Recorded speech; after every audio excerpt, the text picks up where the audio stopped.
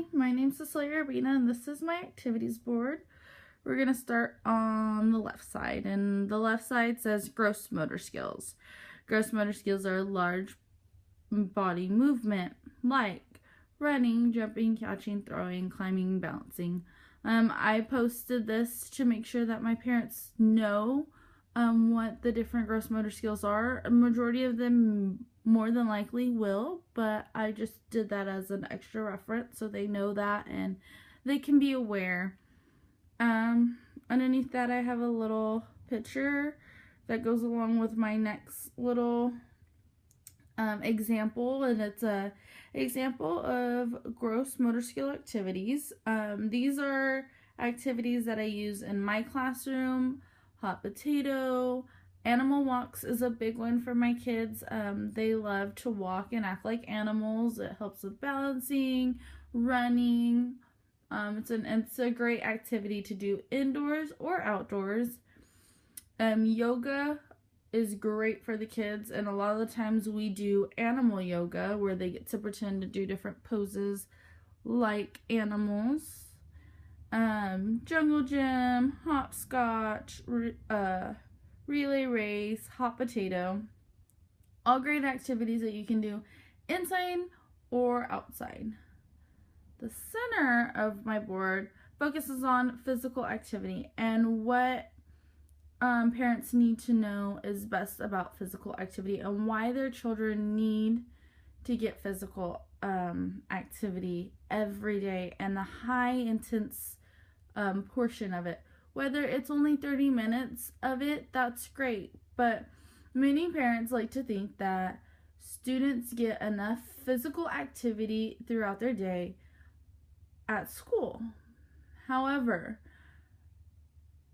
the physical activity that is being done isn't a high enough level of intensity that the children need.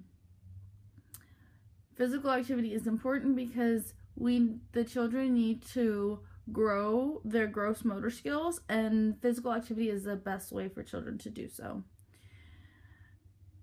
And then also, physical activity prevents obesity. Children who are physically active are less likely to become obese throughout their childhood and throughout adulthood. For my childhood obesity side, I have a graph that shows over the years the different obesity levels and how high they have risen since 1975 all the way to 2009. And you can see that the light blue or the light pink, depending on boy or girl, is the overweight spectrum, percentage of children who are overweight, and then the darker blue or pink is the percentage of children who are obese. And you can see that each year the numbers grow throughout the ages. So it starts 5 to 9, 10 to 19, and then 20 and older.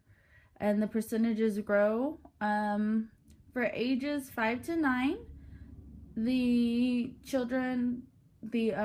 percentage of boys goes from 11 to 35, and this is overweight.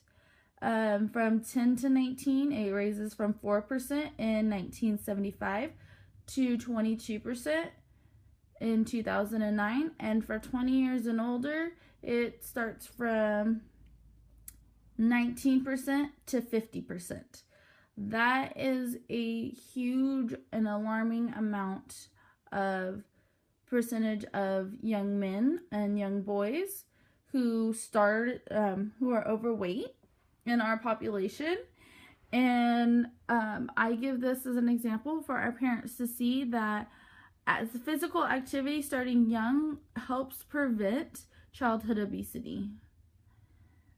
Below, I just have childhood obesity. Children who are overweight are on the verge of being overweight. Ages 6 to 11, the percentage is about 31.2%, and that's having a greater BMI that's greater than or equal to 85%.